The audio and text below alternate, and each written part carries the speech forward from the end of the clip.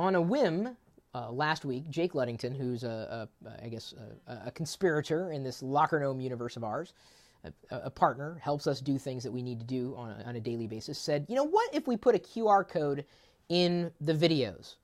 And so we thought about it.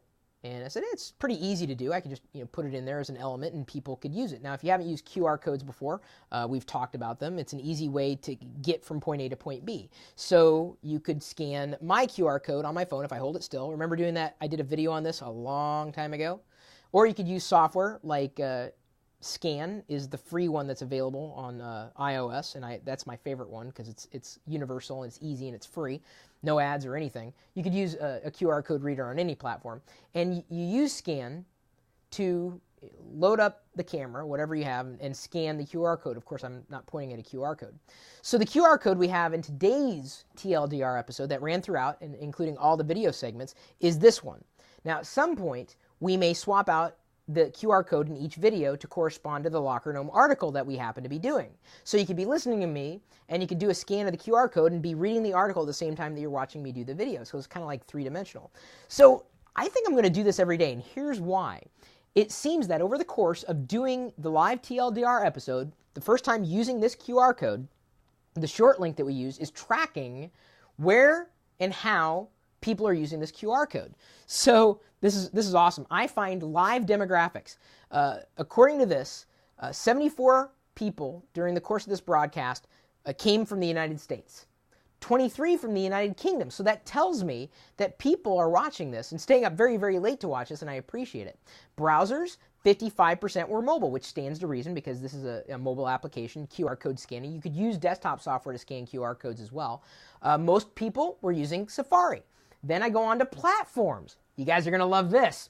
So iPhone has 76 and Linux 25. They list Android 1. So I'm guessing Linux as the browser agent is probably Android. I'll throw you a bone. I'm not kidding, guys. Hang on. Let me move the mug over here and show you, just so you know I'm not joking about. This is the audience. You guys, if you guys want to change this, I'll do this every single day and show you the statistics here. Today, look at that. I'm not kidding. BlackBerry 1, iPad 5, Windows 7. Wait, iPad. Oh, iPod was 9, iPad was 5, iPhone 76. So if there are any Android users out there, either they don't know how to use QR codes or their agent is registering different. I'm guessing, though, that Linux is registering as Android in that platform. That's a guess. And if you want to change those statistics, you can.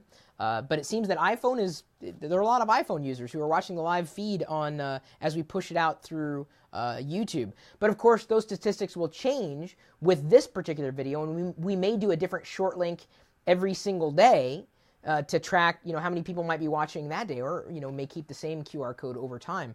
But it's just interesting to know where you guys are viewing from. The QR code, by the way, at least the default one that we have running in today's videos, just leads off to where you can subscribe to the Locker Gnome email newsletter for free. Easy to do, and we figure, hey, just QR code it, type in your email address, confirm your email, and you'll be getting our information. So that was the QR code experiment. Did it work?